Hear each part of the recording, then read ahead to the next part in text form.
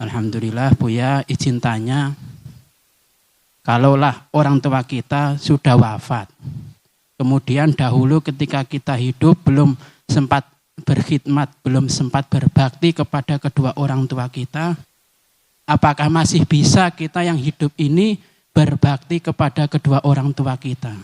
Dan apakah yang kita lakukan sekarang ini, contoh misal maksiat, itu berpengaruh kepada kedua orang tua kita yang sudah wafat?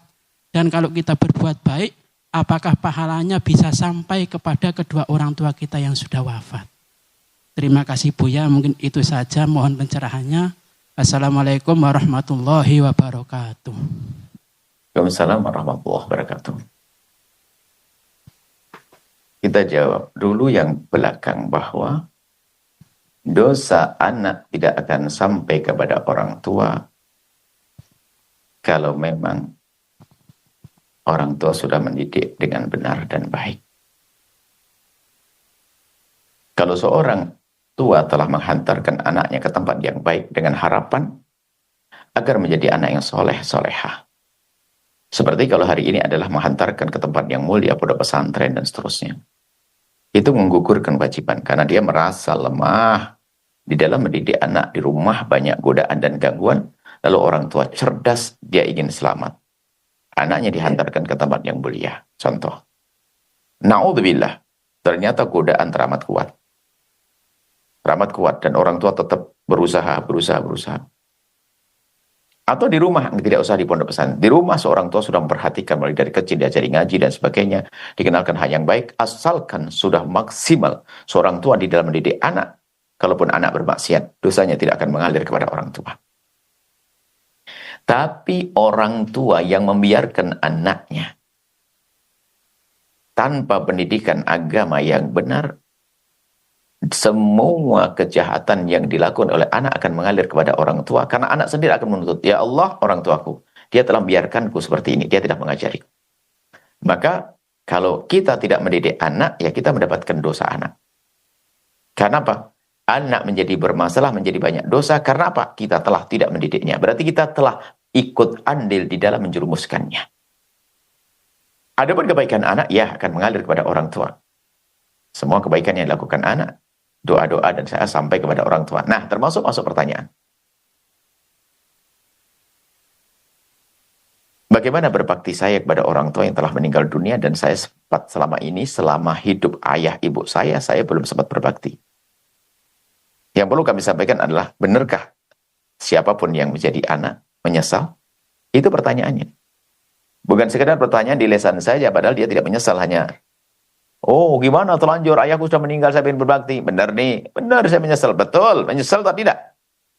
Itu kesadaran harus, sebab berbakti itu dari hati, bukan basa-basi, bukan lisan yang berucap, akan tapi perilaku, dan dari hati yang dalam. Dari hati berbakti. Sekarang tanyakan semua anak-anak yang belum sempat berbakti pada orang tuanya, lalu berkata, aku ingin berbakti. Benar nih mau berbakti? Coba, ayo. Iya benar, saya menyesal. Nah, bagus. Penyesalan itu yang akan menghantarkan dia berbakti biarpun orang tuanya sudah meninggal dunia. Tanpa adanya penyesalan, bohong baktinya. Bisa jadi nanti ada bab baru lagi. Sudah nggak pernah berbakti waktu masa hidup orang tuanya, setelah bapak ibunya meninggal, rebutan waris, membuat durhaka baru lagi. Lihat. Padahal katanya, saya ingin berbakti, saya menyesal, saya nggak sempat berbakti. Tapi kenapa merebut waris saudaranya? Bukankah merebut waris saudara adalah termasuk durhaka baru kepada orang tua?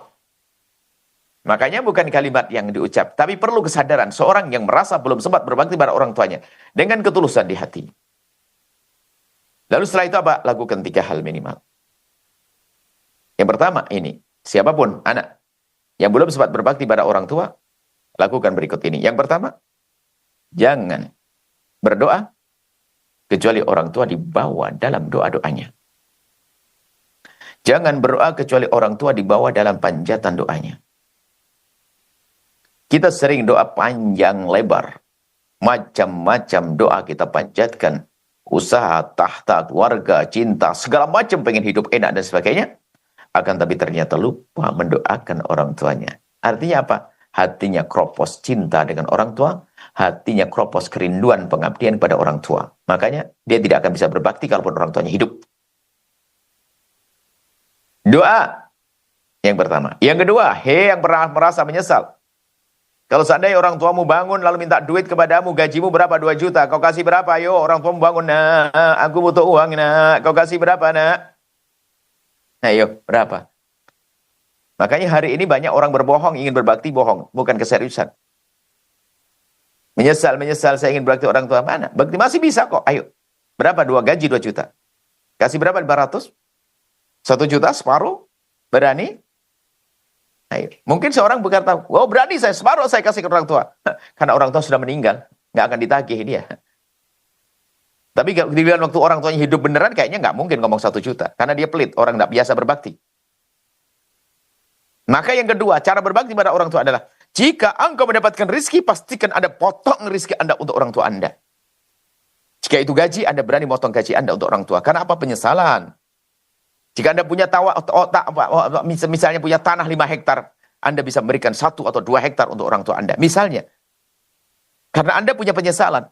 Anda punya 5 mobil, begitu mudah saya berikan 2 mobil untuk orang tua saya. Gimana cara memberikannya? Ya bukan untuk kita kirim ke kubur, masa mobil dimasukkan ke kubur. Akan tapi kita dermakan ke pesantren, ke masjid, diniat untuk orang tua. Ayo, berani atau tidak? Ini perlu serius. Sebab kita sebagai anak sering berbohong, ingin berbakti. Berapa miliar uang yang kau simpan, wahai anak, yang rindu berbakti pada orang tua? Bangunkan tuh pesantren, lihat semua kebaikan yang ada di pesantren itu akan menjadi pahala mengalir untuk orang tua Anda berbakti. Dan sudah banyak orang melakukan. Bahkan kalau kita perhatikan pondok-pondok yang ada di Al-Bahjah ini, banyak di antara mereka adalah pondok yang dibangun oleh seorang anak demi orang tuanya. Bukan hanya bata merah yang disusun 2-3, bukan. Berapa persen dari hartanya tanda bakti kepada orang tua. Bahkan kalau punya 2 miliar, 1 miliar. 1 miliar akan aku kembangkan lagi, bisa menjadi 10 miliar. Di saat banyak lagi, tambah lagi untuk orang tua. Karena apa? Dia merasa sedih, menyesal, belum berbakti pada orang tua. Buktikan ini. Ayo, siap atau tidak? Ini orang tua. Yang ketiga adalah, baik-baiklah kepada orang yang dibaiki oleh orang tuamu. Kalau orang tua Anda dulu pernah memberikan sedekah kepada tetangga, ngirim apa, baju, kayak sarung, Anda lanjutkan. Nah, termasuk orang tua Anda sangat baik kepada siapa coba? Kepada anak-anaknya. Siapa anak-anaknya? Saudara-saudara Anda. Makanya kalau ada seorang abang atau adik jahat sama abangnya atau adiknya, maka dia durhaka kepada orang tua. Maka sebaliknya, jika Anda ingin berbakti kepada orang tua yang telah meninggal dunia, baik-baiklah kepada saudara-saudari Anda. Saudara seayah, seibu, saudara Anda pokoknya. Baik-baiklah. Na'udzubillah berebut waris. Na'udzubillah, jangan berebut waris. Karena berebut waris adalah durhaka yang luar biasa. Makanya, yang gede menganggap adiknya sebagai anaknya, yang adik menganggap abangnya sebagai ayahnya. Sehingga jalinan indah tetap. Baik-baiklah. Yang ketiga adalah, baik-baiklah kepada orang yang dibaiki oleh orang tuamu di luar rumah atau di dalam rumah. Kalau dalam rumah semuanya tentu. Adik-adikmu dibaiki sama orang tuamu. Maka makna lain adalah sambung silaturahmi yang serius. Ingat orang tua, itu adalah paman ayahku, itu paman ibuku, itu saudara ayahku, itu saudara ibuku, itu anak ayahku, itu anak ibuku. Maka dengan itulah Anda berbakti. 3 hal tersebut. Semoga Allah mudahkan kita untuk berbakti pada orang tua, baik yang masih hidup atau yang telah meninggal dunia, karena kebahagiaan hidup adalah dengan berbakti pada orang tua. Kesengsaraan hidup juga dengan durhaka kepada orang tua. Wallahu a'lam bishawab.